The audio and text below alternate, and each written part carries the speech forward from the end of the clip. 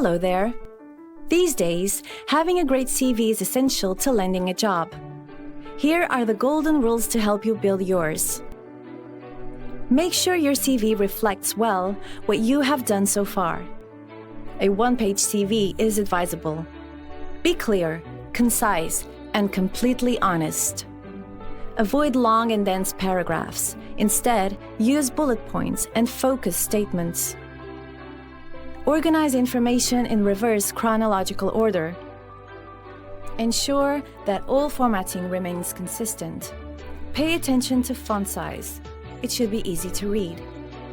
Don't use abbreviations and be careful with spelling errors and typos. Write the CV in the past tense and always use the third person. Use powerful verbs and action words. Avoid passive verbs.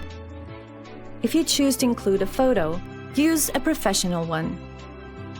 Your CV should be targeted to the specific industry and role you're applying for. If applicable, make sure your CV highlights what the employer is looking for in terms of key skills, experience, and education. Now, let's look at the structure. First, divide your CV into clearly labeled sections: personal data, education, professional experience, extracurricular activities, other interests, awards and honors, language and computer skills. Let's check these mandatory sections one by one. Personal data. Include your name, phone number, email, and country or city where you are currently living. Education. Begin with your most recent educational experience. Name the schools, the degree, the country of each school, dates of attendance, beginning and end, or anticipated graduation date, GPA with scale, and outline any relevant courses and/or projects. Include also exchange programs. You're studying in a top-ranked school. Make sure you mention it. Professional experience. Include full-time, part-time experiences and internships. Make sure you include the name of the organization, job title, location, country and/or city, and dates for each position. Use powerful action verbs to briefly describe your main responsibilities and achievements, and use quantitative data if possible. Don't assume that the recruiter will know the activities associated with a certain role. Extracurricular activities.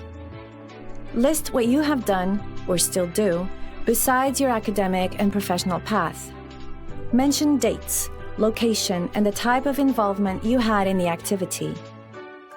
These kind of activities are relevant because they might have helped you develop skills that recruiters value. Also, it gives the employer an idea of who you are, of your personality, and how you'll fit in their organization or team. Other interests. Be aware of controversial topics. Avoid banality. Watching TV, listening to music, and going out with friends are not hobbies to put in your CV. And go deeper when mentioning your interests. Awards and honors. If you have received any kind of awards and honors, show them off. Language and computer skills. Languages. Don't just use the letters from the Common European Framework. Instead, use native, fluent, advanced, intermediate, or beginner.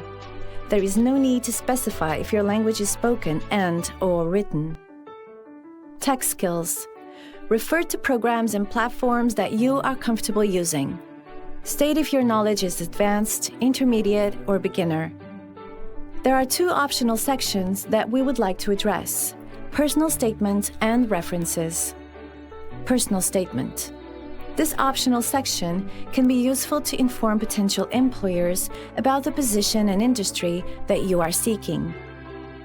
References. Fill in the section when references are being asked for, but keep in mind that first, you must check with each referee for their permission. Finally, double-check your CV.